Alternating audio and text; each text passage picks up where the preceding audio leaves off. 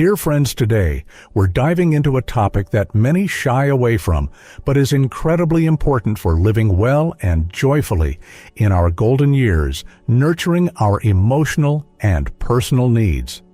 At this stage of life, when our children and grandchildren are grown and our homes are settled, we have more time to focus on ourselves, from the meals we eat to the sleep we get, and even the quiet private corners of our physical and emotional well-being. But there's one subject that's rarely discussed, sometimes even considered taboo: intimacy in older age, and more specifically, the act of self-care known as masturbation. Have you ever wondered at this age whether it's still appropriate? Does it affect our health? Or is it something to be concerned about? Or could it actually be a natural, even beneficial part of caring for our physical and mental health? Dear friends, this video isn't here to judge. It's here to share in a gentle, scientific, and honest way how our bodies change as we age, why intimate needs persist, and how we can care for ourselves safely and healthfully.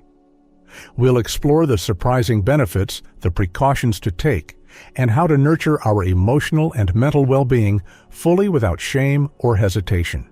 If this is your first time watching our channel, please hit the subscribe button for Aging Well Advice, like this video, and share it with loved ones and friends.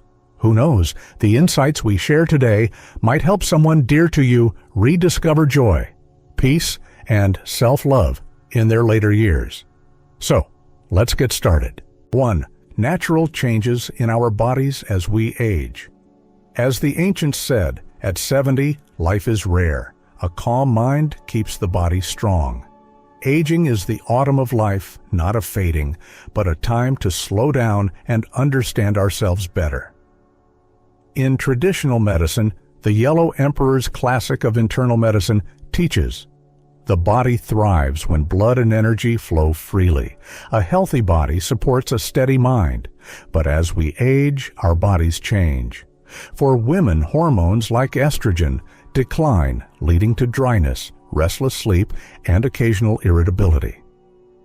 For men, testosterone levels drop, affecting vitality, and sometimes leaving us feeling tired or less vibrant. I recall the story of Mr. Tom, a friend from my wellness group. At 68, he shared that after losing his wife, he felt like he'd lost a part of his soul. His house felt empty, his kids lived far away, and nights were filled with the hum of the ceiling fan. He said, "I don't lack money or food, but I'm missing something real, something deep inside." When he visited the doctor, they told him he wasn't sick, just that his body was craving care both physically and emotionally.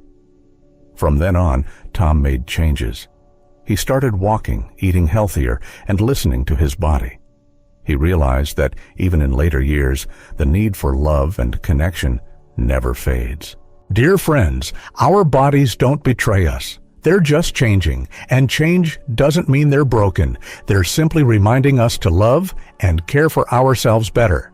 So, what role does intimacy play in our later years? Can self-care, like masturbation, truly benefit us? Let's explore further. 2. Masturbation, a natural and healthy part of life. The ancients said, desire is natural. Moderation keeps the body strong, excess harms it.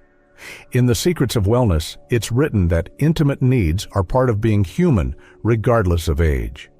When approached with balance, they're not only harmless, but can improve blood flow and lift our spirits. Masturbation, when done thoughtfully, is a natural way to care for ourselves, especially when we no longer have a partner, or when health limits our ability to maintain intimacy as we once did. I once spoke with Ms. Linda, 65, a friend from our yoga club. She shared that after her husband passed, she lived alone and often struggled to sleep. She felt her body was missing something, but was too embarrassed to talk about it.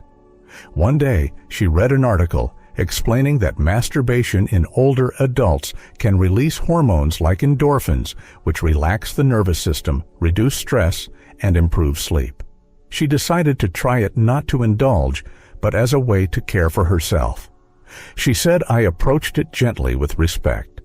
Afterward, I slept better, woke up with a brighter face, and stopped snapping at my grandkids. Science backs Linda's experience. Studies show that moderate masturbation improves blood flow in the pelvic area, helping men maintain prostate health and reduce the risk of infections. For women, it enhances circulation, eases vaginal dryness, and promotes relaxation. Most importantly, it reminds us that we're still alive, still worthy of love. Dear friends, masturbation isn't something to be ashamed of. When done right, it's a form of self-care that supports both our health and our clarity of mind. 3. Important precautions for safe practice. But dear friends, everything has its limits. As the ancients taught, all things thrive in balance. Excess brings harm, scarcity brings lack. Masturbation is no different. If overdone or misunderstood, it can cause harm instead of good. I once heard about Mr. James 70, who shared his story. After learning about the benefits of self-care, he overdid it, thinking more was better. Soon, he felt exhausted, his heart raced, and his sleep grew shallow.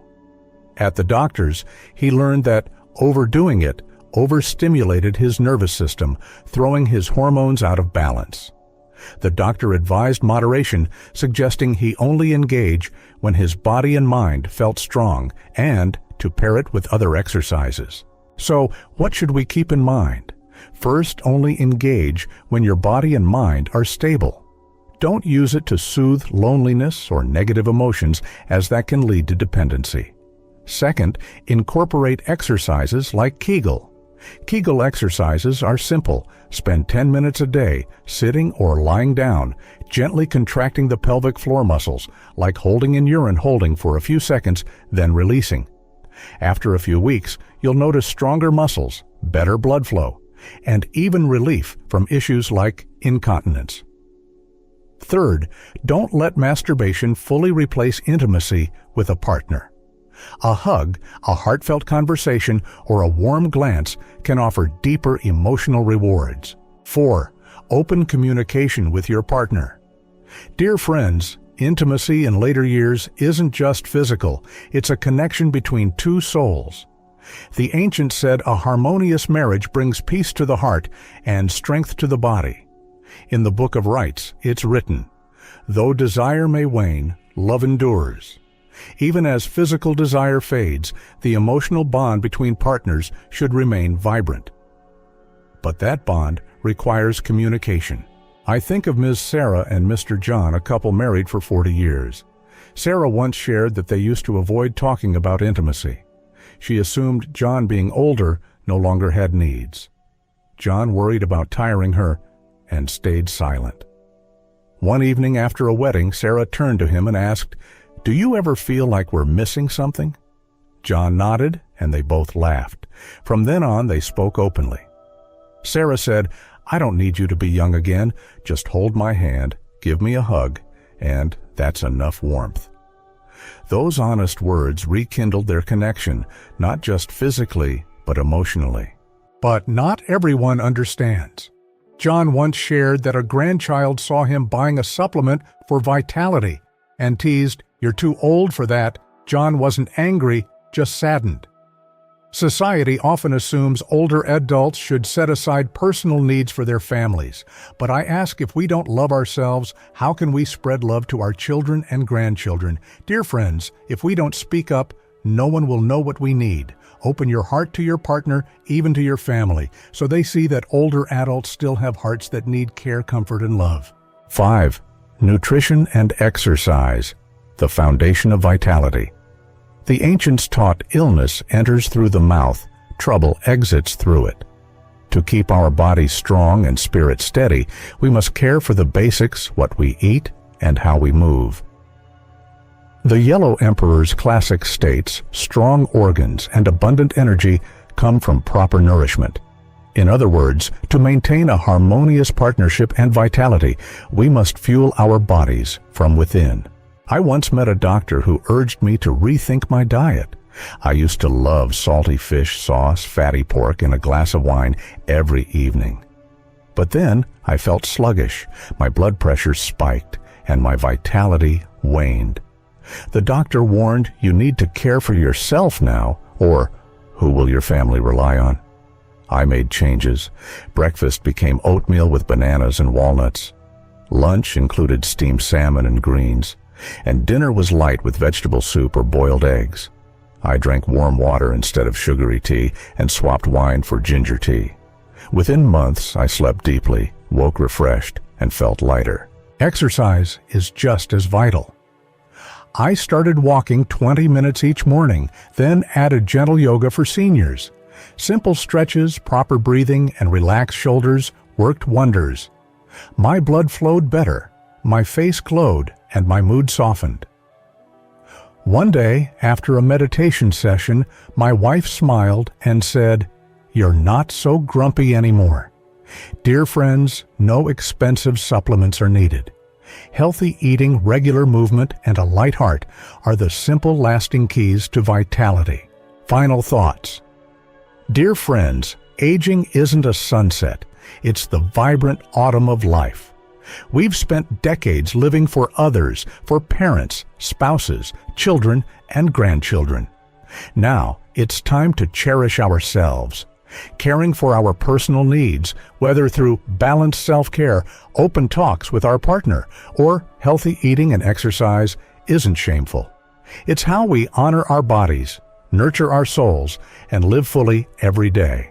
Give yourself permission to be loved, heard, and joyful. If this video resonated with you, please subscribe to Golden Years Living Like and share it with loved ones.